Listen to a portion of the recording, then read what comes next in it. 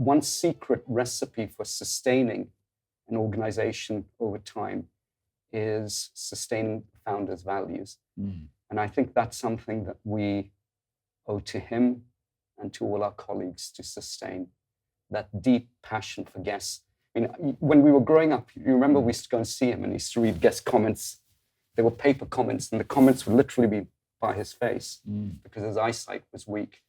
And he used to underline comments, respond to guest complaints,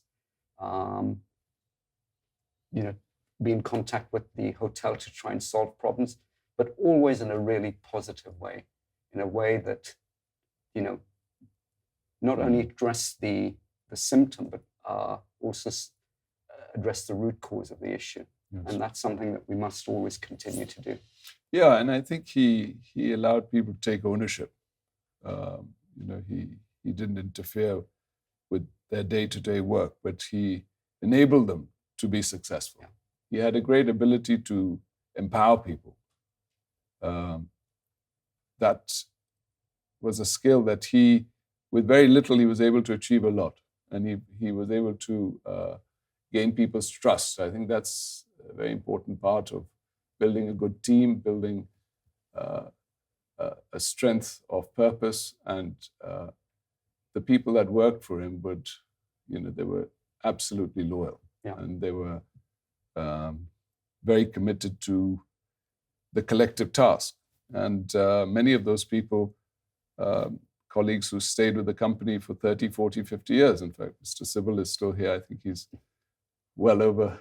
He's in his 90s. 90s I think he's now. 90. So, he's over 90 now. Mr. Mukherjee, there were many who went on to build the organization with him. And he also realized he couldn't do it on his own. He found people who really shared that collective spirit with him. And and of course, he allowed them to grow with the organization, but also shared that growth with them in terms of their success and his success. It was a collective purpose. Because life changes at rapid pace. What was true 90 years ago is perhaps not the same today, or what worked 90 years ago may not work today. But I think what is really important for our success is to continue to focus on the right values, to always do the right thing. That's the other thing that grandfather said, always do the right thing. So no matter what the circumstance, do the right thing, follow your principles and your values, don't compromise on those. And I think those are the lessons that certainly we've learned, and I think our colleagues within the organization have learned, that have played a role in our success.